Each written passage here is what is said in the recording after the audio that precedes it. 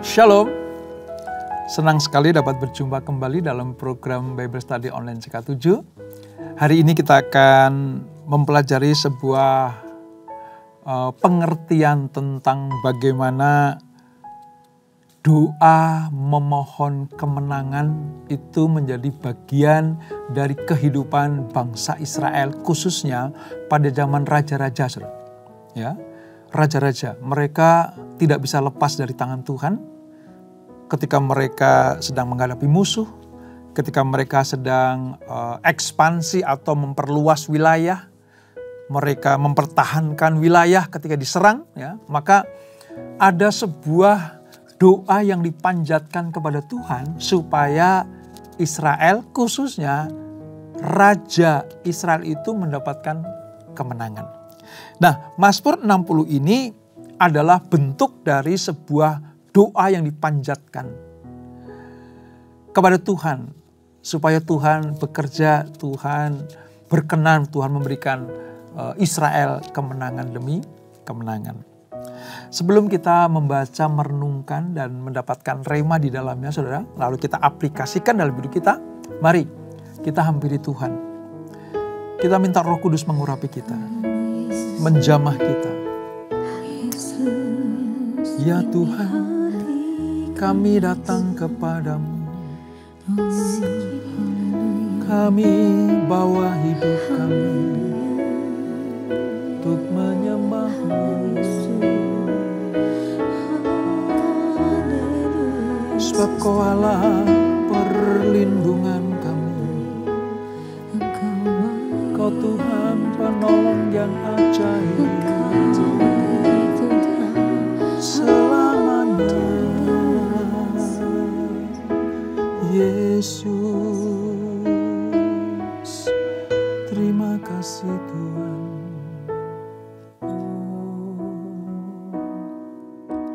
Tiada pernah ku ragukan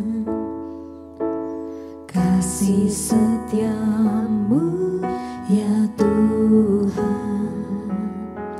Setiap waktu dalam hidupku tak pernah Kau tinggalkan.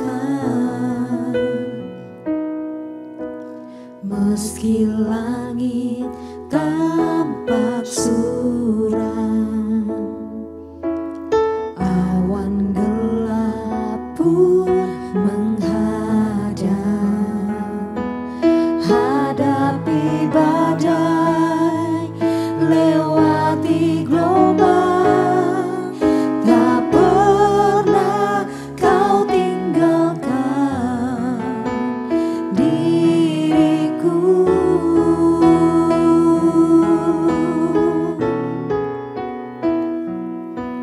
Walau 1000 rebah di sisiku, Kau tetaplah Allah penolongku. Walau 10.000 rembah di kananku, takkan ku goyah, sebab Yesus sertaku. Walau 1000 rebah di sisiku, Kau tetaplah Allah penolongku. Walau 10.000 rebah di kananku, takkan ku goyah, sebab Yesus sertaku.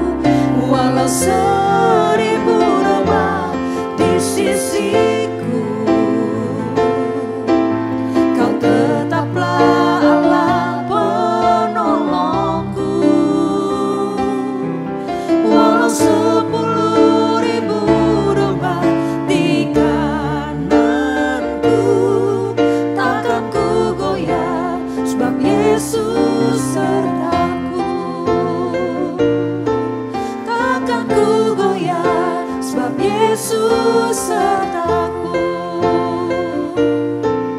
takkan ku goyah, sebab Yesus sertaku.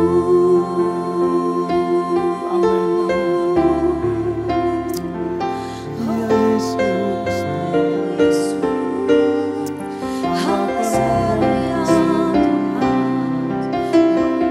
ya Yesus Tuhan,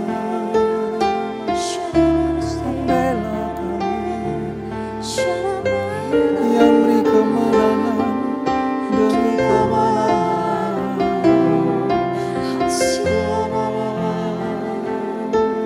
Yesus, terima kasih Tuhan.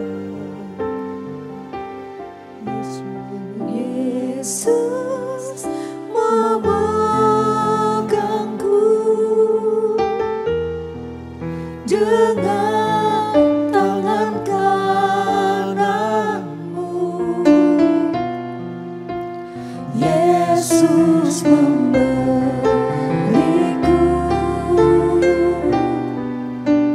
kemenangan.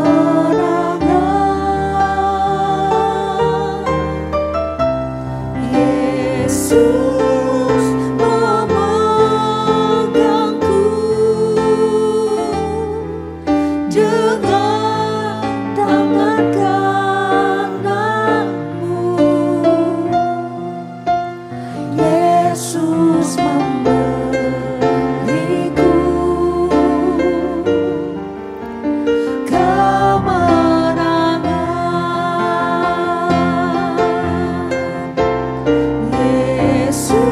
Yesus memegangku dengan tangan kananmu. Yesus memberiku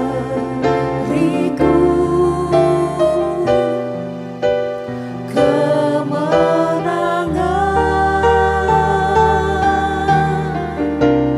Yesus memegangku dengan tangan kananmu. Yesus memberiku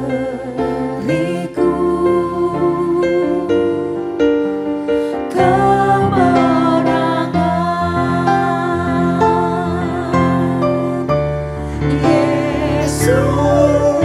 memegangku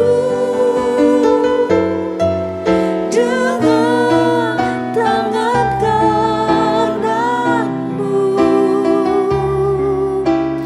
Yesus memberiku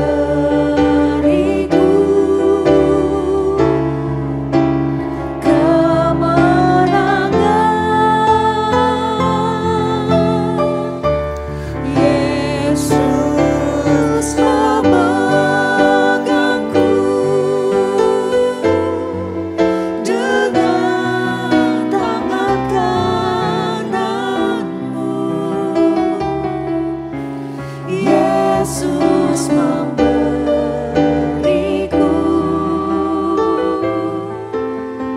kemenangan.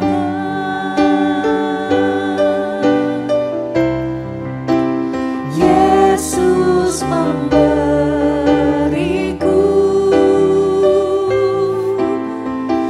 kemenangan.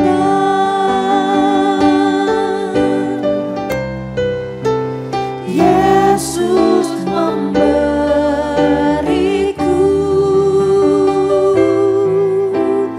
kemenangan.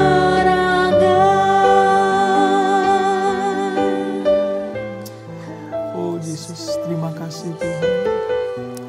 Oh Yesus, terima kasih untuk kemenangan yang Kau berikan. Terima kasih untuk penyertaan, perlindungan, pagar keselamatan.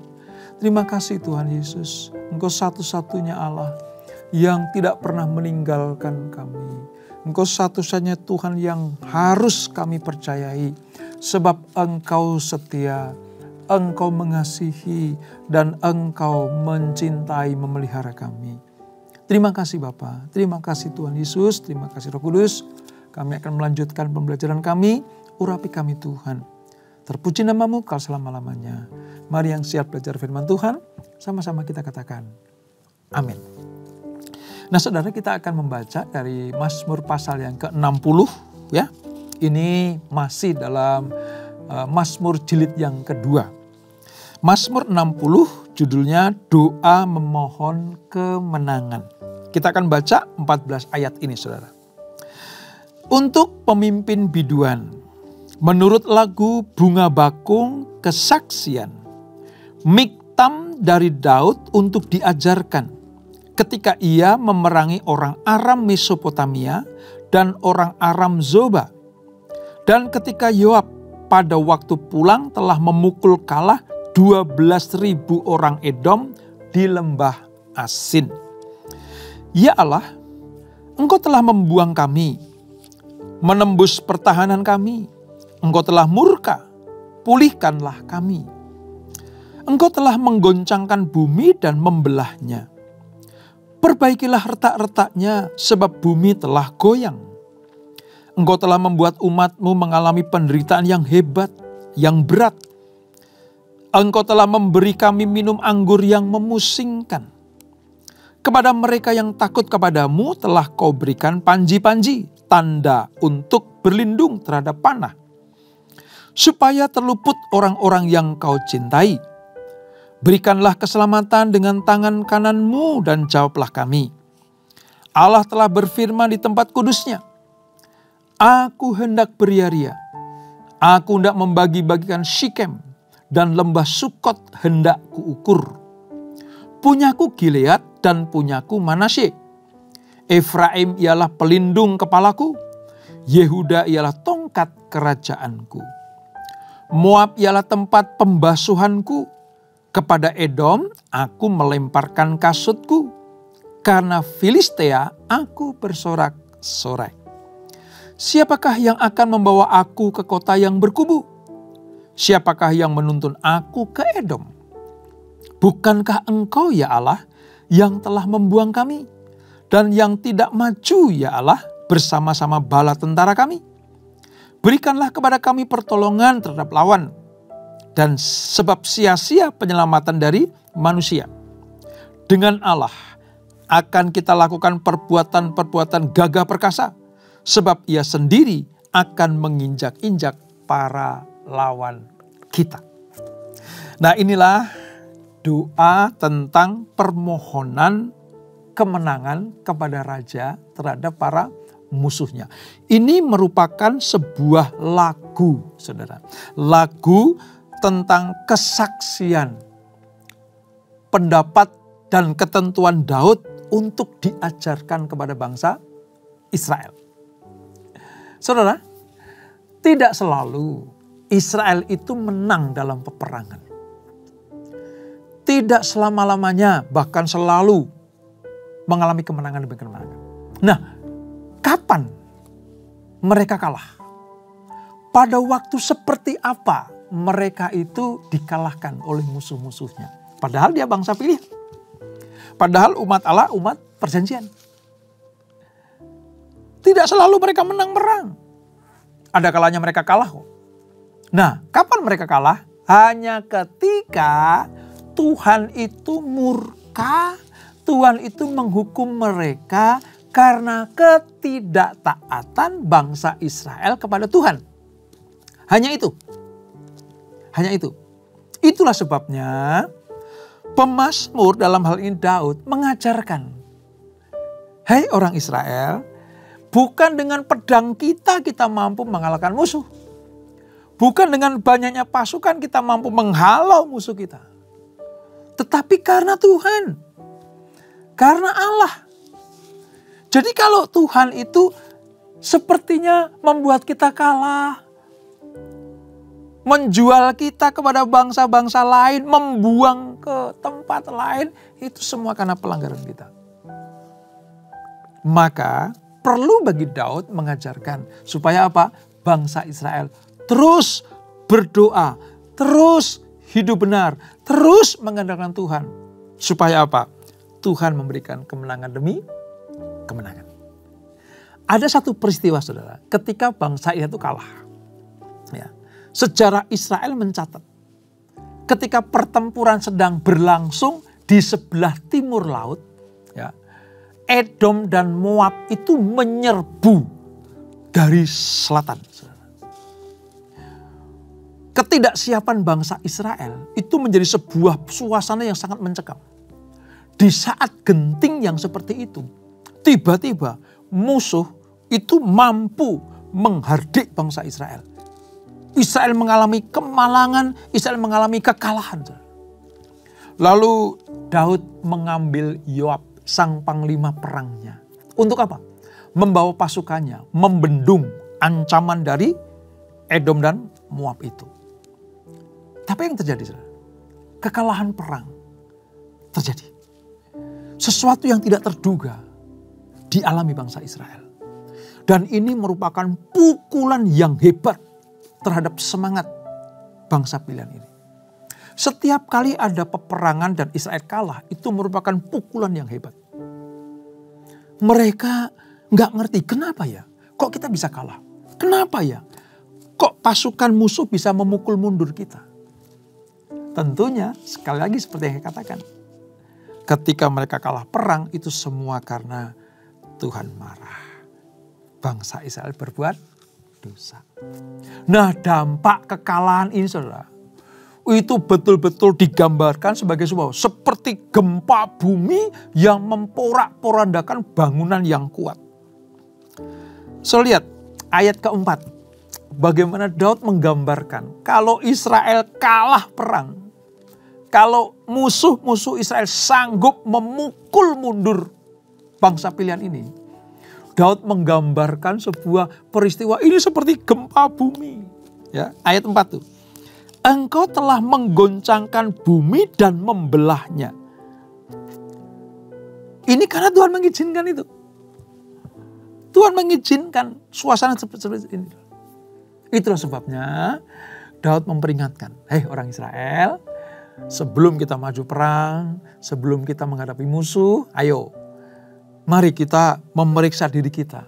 Ada nggak yang salah? Ada nggak hal sesuatu yang membuat Tuhan murka? Ingat saudara pelajaran tentang Yosua ketika kalah terhadap bangsa Ai, saudara. Di atas kertas, kota Ai itu lebih kecil dari Yeriko. Kota Ai, saudara. Sebuah kota kecil. Dan mereka harus menghadapi orang Ai ini untuk mengalahkannya. Tetapi kalah. Yeriko yang demikian kuat kokoh mampu dikalahkan oleh pasukan Yosua. Tetapi kota Ai di depan mata kecil, tidak seberapa dibanding dengan Yeriko. Tapi mengapa Israel kalah? Selidik punya selidik, ternyata ada dosa di dalam atau di tengah-tengah bangsa Israel itu. Apa itu? Ketika apa saudara?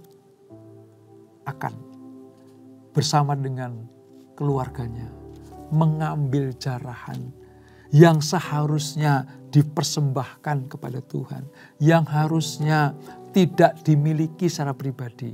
Tetapi apa yang terjadi? Diambil. Seketika itu juga Allah memperlihatkan kekudusannya. Ada yang tidak taat, walaupun segelintir orang, walaupun cuma bagian satu keluarga begitu, tetapi karena mereka tidak taat kepada Tuhan, Israel yang menjadi dampaknya. Kalah saudara. Melawan Ai kalah. Di atas kertas mampu dikalahkan Israel. Tapi nyatanya Israel mengalami kekalahan. Kenapa? Sekali lagi. Karena ada dosa di dalamnya. Nah, demikian pula dengan kita. Kita mungkin tidak sedang berperang seperti Israel berperang menghadapi para musuh.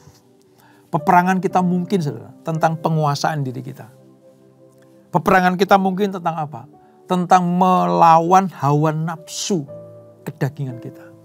Peperangan mungkin kita sedang diperhadapkan pada masalah demi masalah. Sekali lagi, mari kita periksa. Kalau kita seolah-olah itu kalah terhadap masalah, kalah dalam peperangan rohani ini, periksa diri kita. Ada sesuatu yang salah. Adakah dosa yang masih ada dalam hidup kita? Seperti Daud mengajarkan, hei Israel, mari Sebelum kita berperang, sebelum kita mengalahkan musuh, periksa diri kita. Apakah kita ada pelanggaran demi pelanggaran yang membuat kita kalah terhadap para musuh. Sebab Daud sadar, saudara, tindakan Allah yang telah mengakibatkan kekalahan fisik dan kemerosotan moral sehingga bangsa Israel terhuyun-huyun seperti orang yang sedang mabuk anggur itu. Daud sadar, nggak bisa seperti ini. Daud merasa bahwa kekalahan yang diderita ini menghancurkan hati. Karena sebagai umat milik Tuhan yang memiliki panji-panji Tuhan, kok kalah? Gitu. Ayat 5 dan 6 tuh. Ya. Engkau telah membuat umatmu mengalami penderitaan yang berat. Padahal ayat 6, kepada mereka yang takut kepadamu telah kau berikan panji-panji. Panji-panji itu seperti bendera perang, saudara. Ya, bendera perang. Itu kalau diangkat ya panji-panji kemenangan, panji-panji peperangan itu. Wow, membuat Israel percaya diri. Membuat Israel sadar bahwa Allah lah yang bertindak untuk memberikan kemenangan.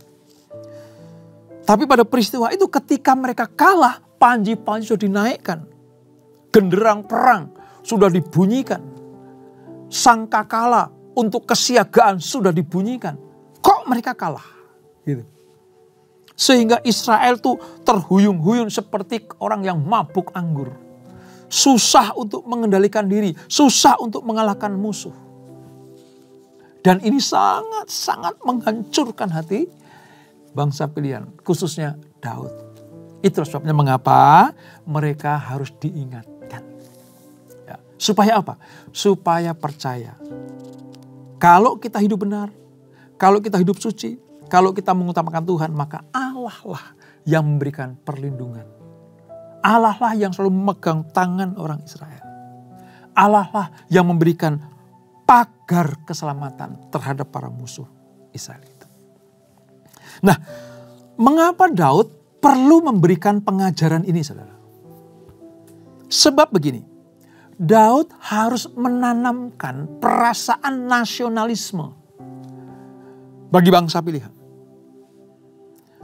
Daud harus memberikan sebuah kekuatan moralitas, kekuatan hati, ya, rasa-rasa yang sifatnya itu membuat Israel bersatu.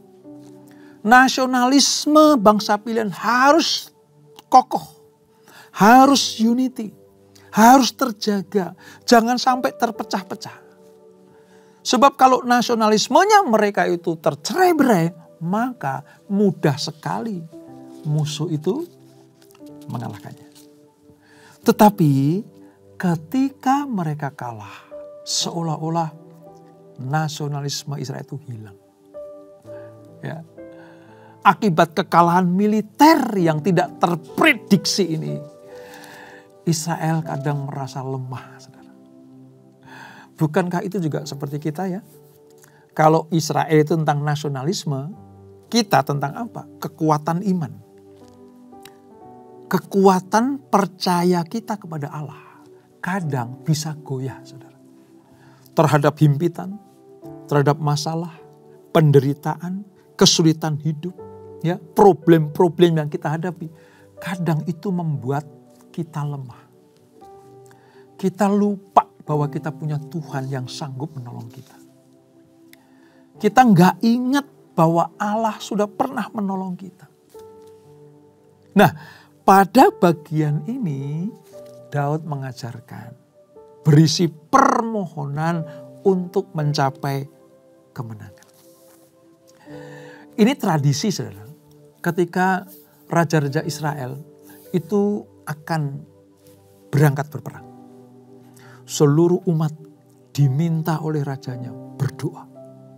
Seluruh warga negara Israel diminta untuk memohonkan, memanjatkan doa-doa, memohon kemenangan. Dan ini wajar. Mengapa, saudara? Karena bangsa Israel itu dimusuhi oleh bangsa-bangsa sekelilingnya. umat pilihan Israel ini, keturunan Yakub ini, 12 suku Israel ini, entah sedang dipimpin oleh Raja Saul, entah Raja Daud, entah Raja Salomo, atau raja-raja setelahnya. Mereka betul-betul sedang dalam sebuah ancaman yang besar. Bahkan saya mau katakan, sampai sekarang ini. Sampai sekarang ini. Satu-satunya pengharapan supaya Israel tetap utuh. Satu-satunya pengharapan supaya bangsa Israel tidak dikalahkan para musuhnya. Hanya Allah yang sanggup menolong. Hanya Tuhan yang sanggup memagari mereka. Hanya Tuhan yang sanggup memberikan kemenangan demi kemenangan. Sama seperti kita. Kita ini bangsa pilihan. Imamat yang rajani, bangsa yang kudus, umat kepunyaan Allah. Musuh-musuh kita, saudara, itu berkeliling sepanjang hari, sepanjang waktu, sepanjang masa. Musuh-musuh dari pihak iblis yang tidak suka kita menghamba kepada Allah. Musuh-musuh yaitu iblis yang selalu menggoda kita untuk mengikuti bujuk rayunya. Tidak pernah berhenti iblis mengganggu kita. Tidak pernah berhenti, tidak pernah lelah iblis itu mencobai kita. Nah, itulah sebabnya lewat pelajaran ini kita mencontoh Daud. Apa itu? Berdoa memohon kemenangan. Jangan buat kesalahan sekecil apapun. Hidup benar di hadapan Tuhan. Supaya musuh-musuh kita yang hendak menghancurkan kita, itu mampu kita kalahkan. Tentunya lewat kuat kuasa Yesus. Lewat kuasa Tuhan. Dengan demikian kita akan mengerti bahwa Mazmur yang kita pelajari ini sebenarnya sebuah pelajaran buat kita semuanya. Kalau kita sedang diancam oleh musuh, ayo milikilah ingatan yang kuat bahwa kita punya Tuhan yang dahsyat. Seringkali saudara, pemazmur entah Daud, entah Bani Korah, atau Bani Asaf gitu ya. Mereka mengingatkan bangsa Israel. Ingat nenek moyang kita, ingat dahulu kala, ingat perbuatan Allah masa lampau. Apa sih tujuannya? Apa sih pentingnya para pemazmur mengingatkan perbuatan Allah masa lampau? Ini sangat penting. Ini menjadi modal utama untuk kepercayaan diri bangsa Israel. Itu tumbuh.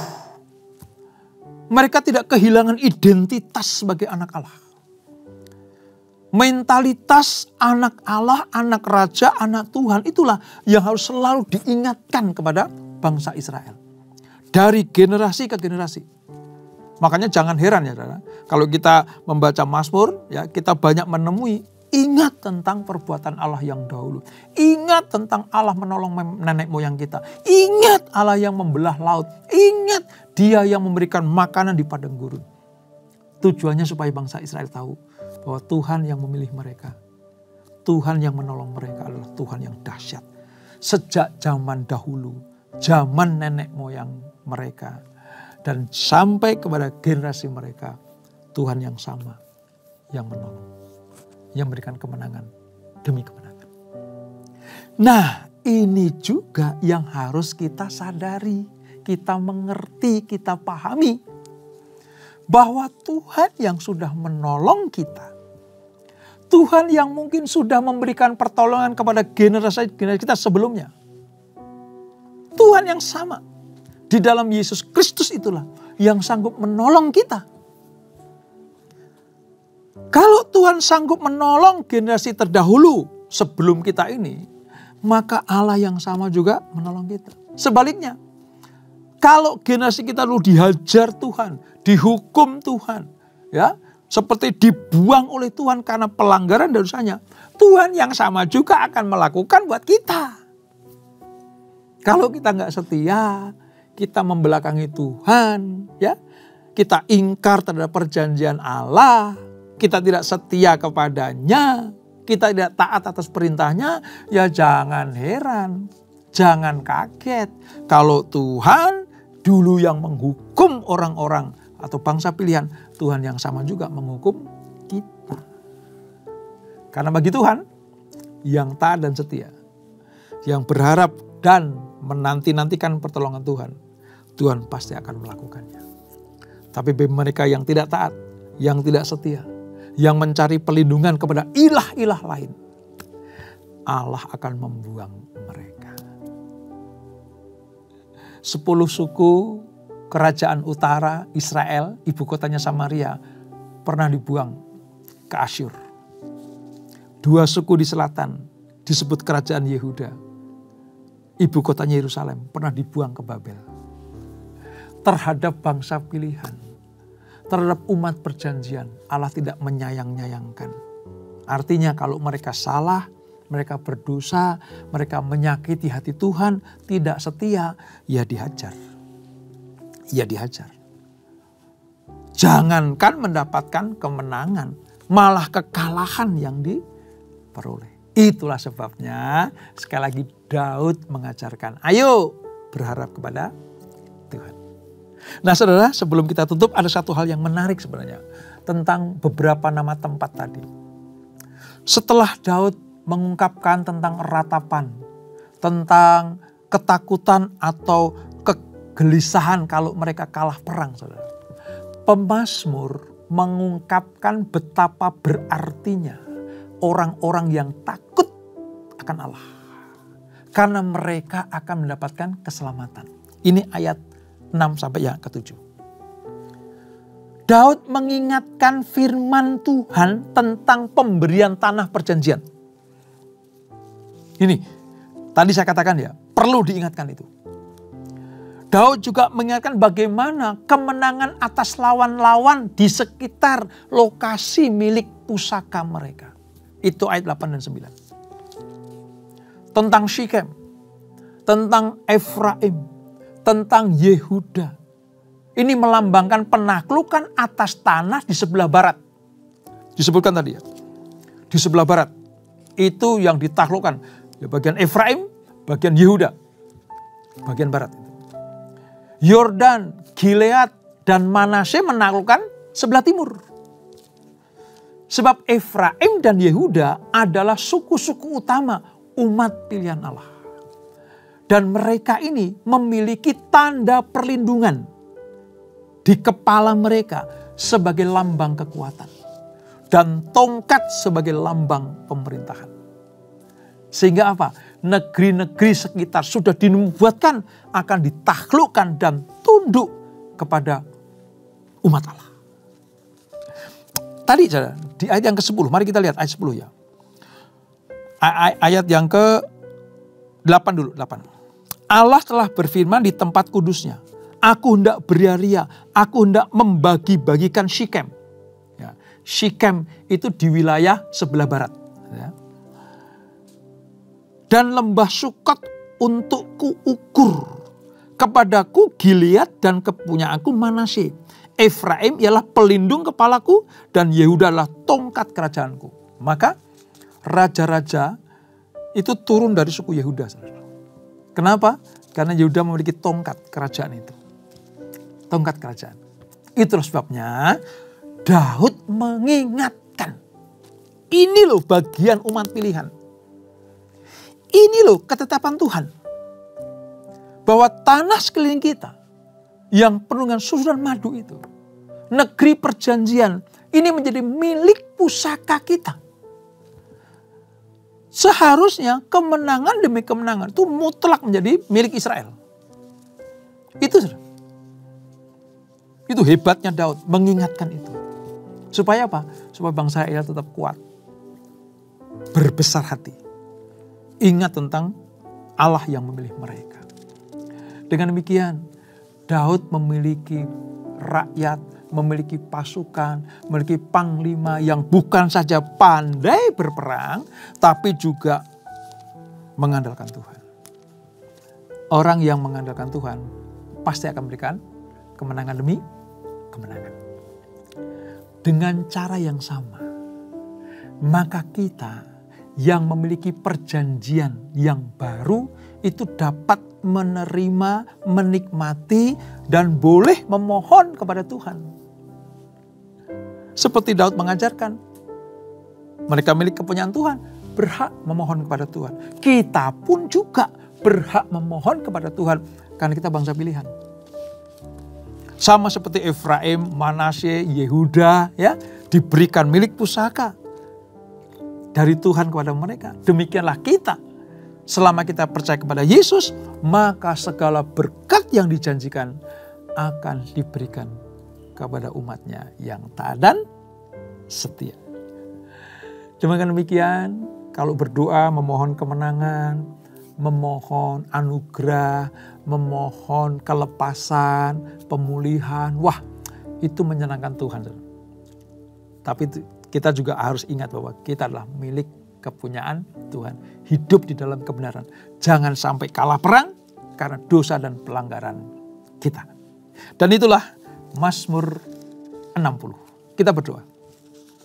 Bapak, terima kasih untuk anugerah-Mu.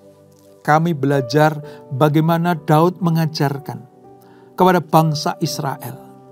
Ketika Daud memerangi orang Aram Mesopotamia dan memerangi orang Aram Zoba.